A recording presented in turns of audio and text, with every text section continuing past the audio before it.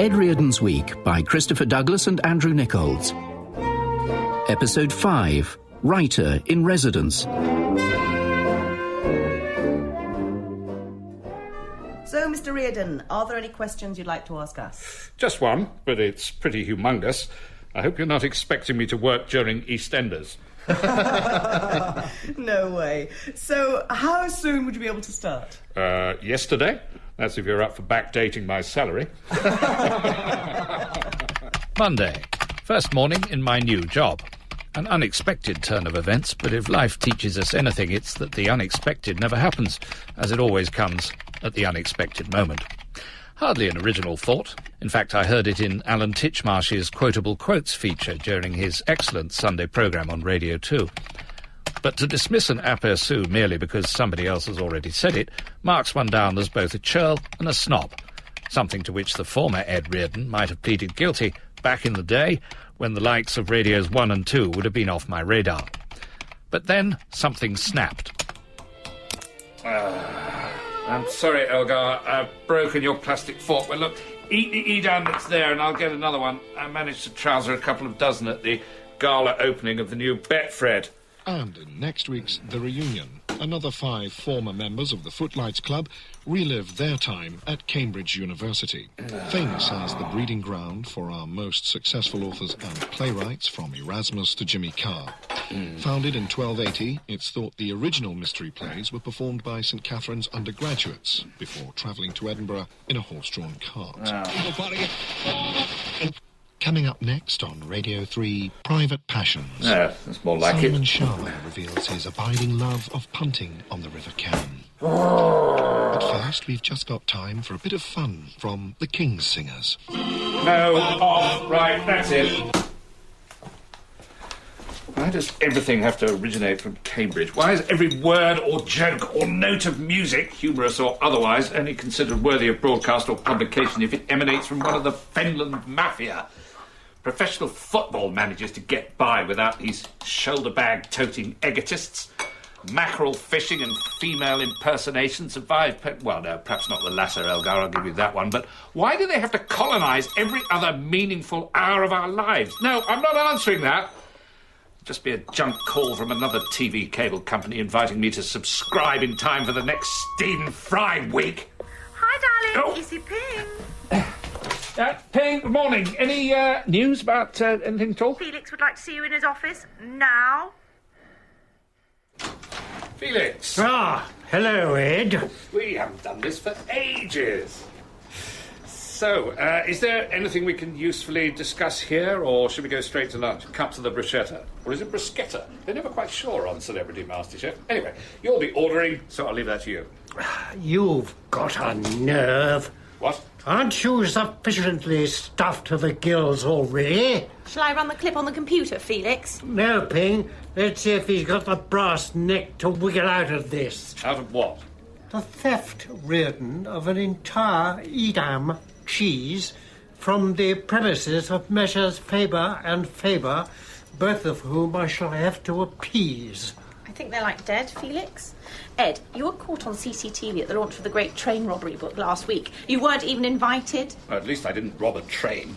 The place was stiff with criminals, celebrity authors, who'd done far worse things. 3 of them had mad in front of the names on their laminate badges. Faber's wants 78 quid and an apology in the London Review of Books. Oh, really? You can get Edam for 34p a slice at Asda. Surely you could just put half a dozen sections together and melt the red wax with a lighter to disguise the joints. In the time it's taken you to come up with that taradiddle, you could have earned £78 and enough for a box of liqueurs for Ping to make up for the embarrassment you've caused. Well, how exactly? I have no work, nor any prospect of any, because the whole of the literary world is controlled by the Cambridge coterie giving each other all the jobs. Tell me about it, Ed. And don't get me started on that. It's an absolute disgrace. We Oxford people never get a look in. Exactly. This was basically the best job I could get. It's like Balliol. It was like some Eastern European detention centre in Southend or somewhere. So, on the matter of my immediate prospects... When I came down in 1959, if I hadn't had a letter of introduction to Sir Harold Acton, I would never have been engaged as his amanuensis. In fact, I'd probably be sweeping the streets now and asking you to spare us a few coppers, Gov. Felix, no funny working-class voices. We agreed. I do those. Anyway, Ed, you've got to the end of the week. Well, then you've got till the end of the week to get me a job. Really, you had the most extraordinary idea of what a literary agent does. Yeah, Gordon Bennett, what'd your last slave die of? Now, are you coming to lunch or not? No. Yes, all right. Can I bring a doggy bag? It's just I got my daughter and grandson coming for the day tomorrow. As the crucial transfer window deadline approaches, coming up next on 5 Live, 3 hours of Premiership news, plus your comments, texts, emails, tweets, and of course, those Craig Bellamy jokes. No, Elgar. To be fair, as they'll no doubt say very shortly, we should give this a chance, at least until our guests arrive. These are, after all, the sound views of people who, like you and I, didn't have the benefit of an Oxbridge education. From Canby Island. Hi, Lee. Let's relax and enjoy not having to listen to an afternoon play by someone who is at such and such college with the producer and shares an agreeable Tuscan villa with the rest of the cast. Coming, Ellie. Turn my new best friend Lee down. No offence, mate. Hurry up! Hello, Ellie. And Smiley. Smile, Dad. You really need to change him. So you do. The boy done good. What? Look, I'll just take him through to the bathroom. The water is connected, isn't it? Don't be cheeky. Ooh, cold old morning out there by the feel of it. So they got that wrong. I think they just make it up half the time. Oh, still got the wire coat hanger working the loo flush then. How was the journey? Few spits and spots around the M4 corridor. He really is turning into a granddad, isn't he, Smile? Remembering your birthday next. Well, I did. It's just your postcode. I think you must have given me the wrong one. But I remember the date because it's exactly the same as both Damon Hill and Sterling Moss. Victoria Derbyshire mentioned it in her On This Day slot. Dad, why are you talking like this? It's like you've been down the Legion. You need to get back to work. I had lunch with my agent yesterday, Mr. 10%, as I call him. Yeah, Dad, 10% of nothing is nothing. So, we're going to do something about it, OK? You've got a job interview next Tuesday. Ellie, as I recall, your last intervention landed me in an almshouse for the indigent poor. OK, that was a mistake. But this is another chance of getting back on track. And what do I do with this nappy sack? Just drop it anywhere. And taking a more responsible attitude to hygiene. It's a job at Bill's University. Uni. What can uni offer me? And I, uni. Well, they're looking for a writer in residence. So, do I have my son-in-law to thank for this latest in a long line of schemes that never come to anything? No, Bill thinks it's a terrible idea. But I made him put your name forward. Really? Tell me, what's his area of speciality these days? Still glam rock? No, he's a full professor now, so he runs the music department. It covers the new romantics, fusion, Osmonds, everything. Oh, and since Take That got back together, he's had to rewrite the whole syllabus, which is why this is a massive favour he's doing you. Well, don't think I'm not grateful, but I have got plans for next Tuesday. Val Dunican is Gabby Logan's special guest, not, I suspect, the subject of one of Bill's modules, but those of us who didn't go to uni are rather looking forward to it. OK, look, let's talk about it over lunch. Now then. I've bought some because I knew you wouldn't have anything. Well, once again, you underestimate me, Ellie. I'm planning to serve seeded bread rolls filled with Edam cheese. And for pudding, chocolate mince, one still wrapped. Smile can have that, given your newfound hygienic obsession. Oh, thanks. Oh, look, can you hold him while I go out for a smoke? Oh, by all means. There's a complimentary book of matches here from the Connaught, too. As someone who attended the Uni of Life and whose tattered scarf bears the faded colours of Disappointment College, I was acutely aware of the lack of what we old alumni call money to get through the weekend. So I agreed to be interviewed for the post of writer in residence. Actually, it was Ellie's offer of a lift to the seaside that swung it. I like lifts, and I don't get many these days. That, and the knowledge that she and Bill have a couch without cat hair and a fully functioning lavatory from which, unlike mine, one emerges with hand neither bloodied nor gashed. Not to mention the novelty value of spending a traditional evening in the bosom of a nuclear family. Well, it's the same number of hours in the day for me. But I don't get to drink 15 pints of old hairy arse at lunchtime with the Islamic Studies department. So will you please take your son? I have just got in. Can I not sit down for just 5 minutes with the paper and a joint like a normal human being? You're so unbelievably selfish. Oh, perhaps I'd better go back in the bathroom again. Oh, hello, Ed. What were you doing in there all that time, Dad? Listening to the Mystery Voice on Simon Mayo. It's up to £35 now. I'm convinced it's the late Jomo Kenyatta. I couldn't possibly borrow your mobile bill, could I? Yes, as soon as I've ordered a takeaway, because that's all I'm going to get here tonight. Yeah, hello, is that Tofu Express? I did a celeriac bake with alfalfa. Very tasty it was too. Sorry, hang on. Where is it? I've saved the last of it for Smile, because there's nothing else. Oh, thank you. Yes, can I get one barbecue tofu and a Kung Pao... Actually, I wouldn't mind a little something from Tofu Express when in Brighton. Dad, will you give this to the baby? Since it seems to be his father's me time. Me time. Shut up. Now then, Smile, let's see if you've got the Reardon Trencherman's appetite. What have you put it down there for? Oh, sorry, force of habit. I'm used to feeding the cat. And this is the man you think could be the next writer in residence at my university. And then, would you believe it, a letter came from the surgery. Nothing special about the envelope, but inside was the devastating news that Henry had only 2 months to live as well, which in dog years is only 9 days. And you know what? Those 9 days were the most fulfilled days of their lives. And even though his lead is now all that's left of Henry, the memory lingers. Dad? Still awake?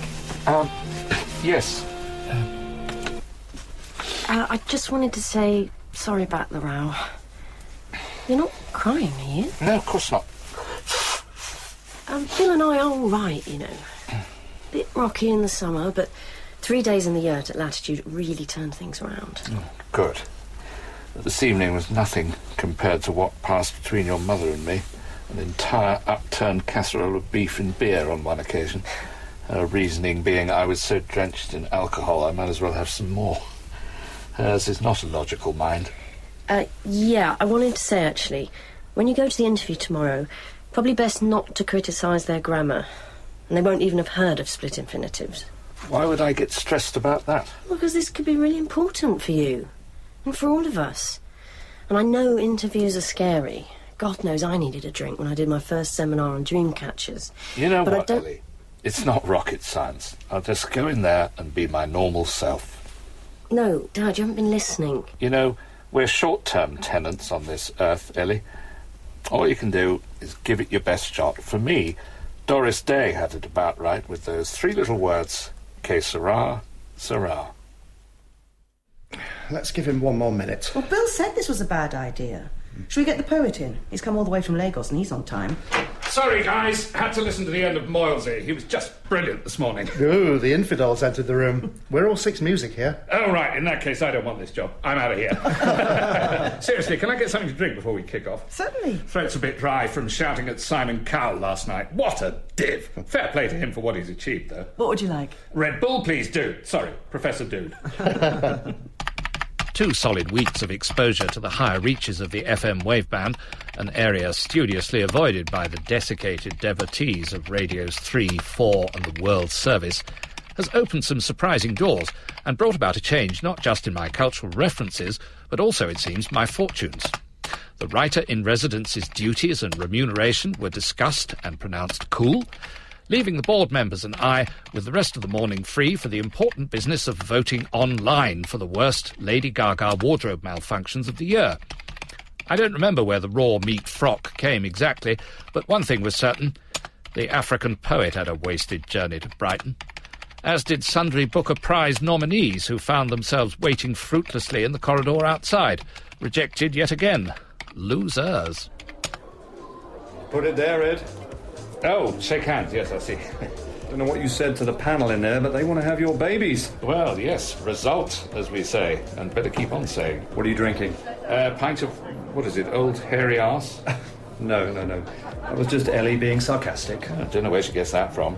2 pints of bog wappet, please. £1.50. I think I could quite quickly get used to this particular grove of academe. What? Uni, collegiate. Have you got your staff card yet? Apparently I'll get it this afternoon, along with my locker key and my carbon-neutral memory stick.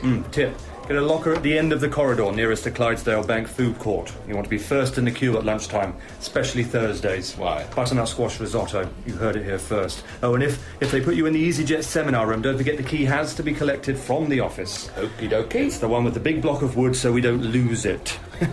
In theory.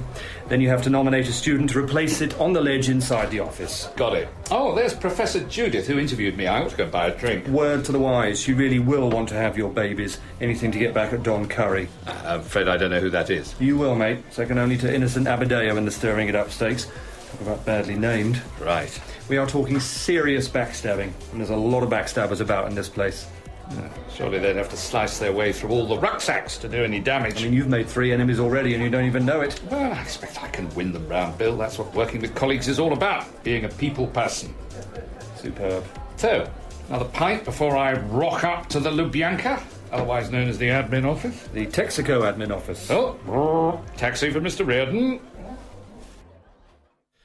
And if my career as a writer has taught me anything, it's not about sitting in an ivory tower with a quill pen. It's about hard graft, getting out there, earning your keep because the world doesn't owe you a living. We've already had ours, dear. We're retired. I'm right for life, me. My pension just seems to go up and up.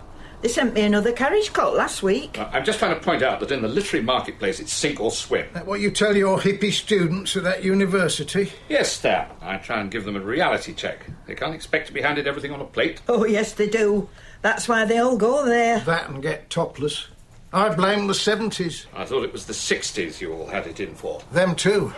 Didn't care much for the 80s either. What's political correctness ever done for us, apart from stop Miss World? So what do you do down there as writer-in-residence? Do you ever put pen to paper? It'll be the residences after. All at the taxpayer's expense. He'll do the same as he does here. 2 hours of moaning and boasting till it's time to pick up his 20 quid. It's a lot more than that, I can assure you. And during my 2 days a week, Olive, I give the students in my pastoral care the benefit of my 40 years' experience. It's that aversion therapy Got One talks about.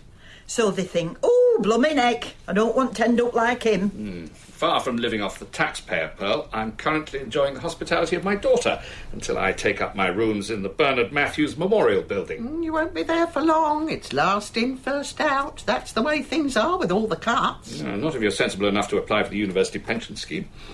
And I'll be filling in the form while you write me an essay. My favourite decade. Pardon? What's all this? Or it can be a poem. This is a creative writing class, so go create. You know, I think I'll opt for the scale model Rolls Royce rather than the carriage clock. And talking of time, you've got half an hour. I haven't got a favourite decade. Silence. Just get on, please. I'm not here for my own amusement. Well, hi, Ed. Oh, it is you, Pig. I couldn't see you behind that, what is it exactly? Oh, it's Felix's costume for Scarlett's leaving party. You've got the tail caught in the door. Oh. I don't think I know Scarlett. Oh, no, she's only been here for like 4 weeks. Can you get out my chair? Because I need it to keep the severed head upright. I might as well sign her leaving card. Is this it? I'm getting used to doing these things since I've become part of institutional life. Biro, OK. I tend to reserve my fountain pen for PhDs and above. So how's it going down at Bash Street Secondary Modern? Well, I've rather taken to it, actually. It's just a matter of making yourself agreeable to ordinary people for a couple of days a week. Well, I'm ordinary, and that is so not agreeable to me. Don't worry, Ping, I won't forget about you. When I publish my lectures, you can hammer out the deal, if you like. Oh, thanks. But right now, I need you to hammer out the Stig's Christmas book of speed camera locations. No can do, I'm afraid. Teaching's my life now. In fact, that's why I'm here. My students are as matinee of Love Never Dies. I've told them to come to the office afterwards so they can see how a cutting-edge literary agency works. Ping, why have I got a knot in my hanky? What am I supposed to remember to do? Nothing. You were just bored and fancied knotting it. Ah, thank you. Is that my fancy dress costume? It's all I could get, Felix. They'd run out of zombies. Oh, really? There must be a rival function at the Carlton Club tonight. Oh, and we've got no one to do the Stig book, and Ed's got a load of students with little trilby hats coming to talk to you. Oh, fantastic. They're early. This is the worst day I've ever had.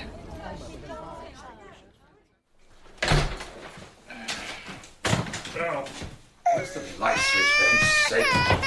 Dad! Look what you've done! I would if I could see. There's the light switch. Now, Ellie, I'm going to go to bed now, so could you possibly keep Smile quiet? I've been trying to get him to sleep for 2 hours and he'd just gone off. Oh, let me have a go then. Hello? Who's this? It's your drunken old grandfather. How many pints have you had? Oh, don't breathe over him. Well, it might put him out again. Possibly a bit of passive spliffery in there, too. See, it's working. It's not, though, is it, Dad? This is a conversational trope I recognise all too well. Am I about to be invited to find another couch for the duration? Yes. Or can't you get yourself back to Berkhamsted after work? When you finish at 4, and there's a good train service. I've checked. Yes, but under the terms of my rail card, I have to wait until 7:15 to travel. Otherwise, it's another £10. Well, it's midnight now, and you must have spent twice that on booze. By no means. My friend and colleague Innocent Adebayo stood his ground. Don Curry bought the kettle chips. And I have to say the prices in the subsidised bar are very competitive, but you're probably right. I have spent more than £10. Oh, I do apologise, Smile. Did one of those hit you on the head? Ed, where have you been? Who's this emerging from a blue-lit room like Doctor Who? You're not still on Facebook, are you? No, Doctor Who when he looked like a Time Lord, not a girl. I've been dealing with an emergency on campus. Ooh, somebody been caught reading a book? Had they been able to get into the seminar room, they might have been, but the key's gone missing. The EasyJet seminar. The office has been emailing every 2 minutes, and Lindsay is in a meltdown. I mean, literally ballistic. It's supposed to go on the ledge, isn't it? Right, put it on the ledge. Look, if you don't believe me, you can search me. Look. What's this? Here it is. Oh, great. Well, that's 2 hours I could have spent researching our trip to the Osmonds Museum in Salt Lake City. Well, I suppose there is that. Oh, this is very annoying. Isn't it? It means that on the ledge, where my key would have been, is my bar of Galaxy. Well, we can't do anything more about it tonight. You could email Lindsay and say she's welcome to tuck into it. Might make her a little less literally ballistic. But, Ed, look, in future... Oh, the in future reprimand. I first heard that from school prefect who just started shaving. Dad, just go to bed. Good, yes, right. Good night, Smile. Oh. Thursday. I've never been especially bothered by office politics, possibly because I've never worked in an office or had much interest in politics, apart from cocking an ear on budget day with trainers ready by the front door in case there's bad news on fortified wines, necessitating an immediate dash to the off-licence. But what was beginning to tell on me was the relentless grind of commuting 2 days a week and the merciless 9-to-5 routine. In truth, 11 till 4 with a 2-hour lunch break, but wearing nonetheless. It was, however, regular money, and passing on the fruits of my long experience as a writer was enjoyable to me, and I think useful to my charges. And should you have to take on what some might call hack work to subsidise what's really in your soul, then so be it. Believe me, you'll be a much better writer for it. Let's say you're asked to write, I don't know, the Stig's Xmas Book of Speed Camera Locations. Well, who on earth would want to write that? But, I see all of you would. But the point still stands. Professor Judith. Morning, Ed. I wondered if I could set you and your writing group a small challenge. As long as it's not to do with the key again. No, we're trying to put all that behind us. There is, as you know, a more serious problem, the cuts in the education budget. Well, could I leave after lunch, then? It's just that it's butternut squash risotto today. No, you're quite safe. But we do need to write to potential sponsors, old alumni, local businesses, and this is the pro forma letter. So, just a minute, before you hand those out, are you asking my class to write begging letters? Yes, I need each one to give a bit of a personal story. How you had to come halfway round the world to study here, can't afford batteries for your iPods, whatever. Make it up. Make it up? Yes, well, you're the writers. Bit of family tragedy, dedicate your success to your dying nan. I mean, you've seen the X Factor. And begin with hi, obviously. Right, stop writing, class. You're not doing any of that. Excuse me? Well, fiction is one thing. Craven mendacity is quite another. Another module, probably. No doubt in the Domino's Pizza Symposium suite. Ed, are you withholding cooperation? Yes. Well, in future, don't. Oh, in future? Perhaps you might want to reflect on the total moral bankruptcy of the education system. All it does is subscribe to this shallow narcissism and moronic self-interest of this solipsistic age with its idiotic buzzwords like back in the day and up close and personal, and its obsession with whether Adrian Childs still has the same chemistry at 6 a.m. with Christine Thing, what's her name? Blakely. But if that's all it teaches you, you might as well not bother going to university at all. Go on, get up, leave, now! Try a bit of life instead, you pampered brats! With your free movie vouchers when you open a bank account. Go on, there's the key. Go! Actually, I'd probably better go, hadn't I?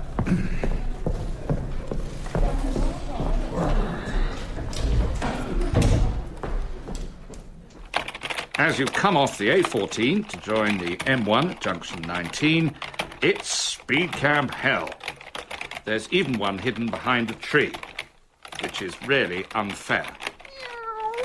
There, just a minute, Elgar. Jez is right. Hitler never went to South America. He's alive and well and working as a plod in Northamptonshire. Right, that's enough of that. Now, lunch. I know you didn't care for the Edam overmuch, Elgar, so I've got some quite tasty risotto. It's all in one lump. We can soon sort that out. Let's see what's on the radio. And after the Archers, our afternoon play is My Country or My Friend, another in our series of dramas about the Cambridge spies. Ah, excellent.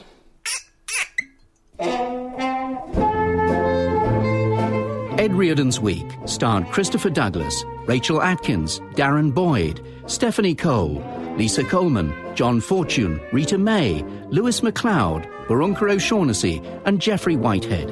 It was written by Christopher Douglas and Andrew Nichols. The producer was Dawn Ellis.